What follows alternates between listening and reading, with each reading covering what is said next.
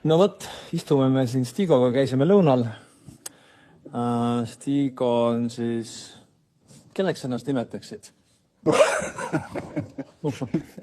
Kunstnikuks. Kunstnikuks.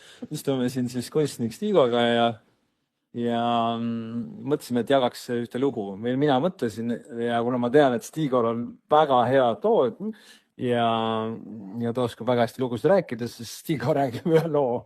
Mina juba kuulasin selle loo ära ja ma hinnangu, et see on väga hea. Ja nüüd Stigo räägib teine.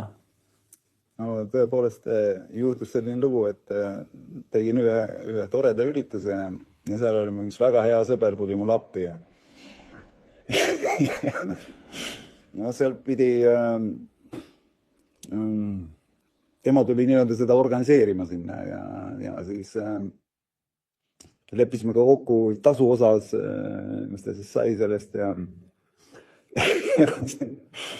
ja siis juhtus niimoodi, et see lugu siis lõppes niimoodi, et see kuhugi ei jõudnud, et ta lihtsalt oli üks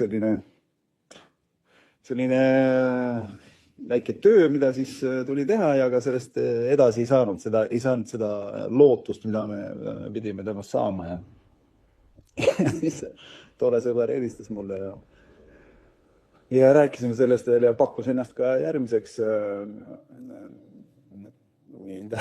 abimeheks ennast järgmine kord ja siis ma ütlesin talle toredad sellised õpetlikud sõnad, et tead, mis siis saab, kui kokku saavad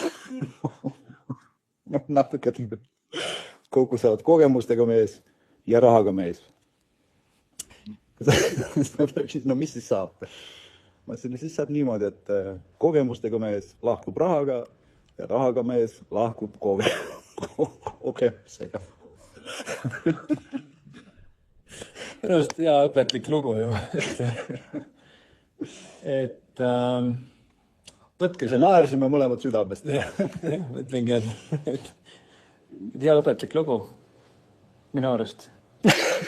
Ühesõnaga, Stigol tuleb seda lugude rääkimine mega hästi välja, et kellel on vaja lugusid, siis tellige lugu.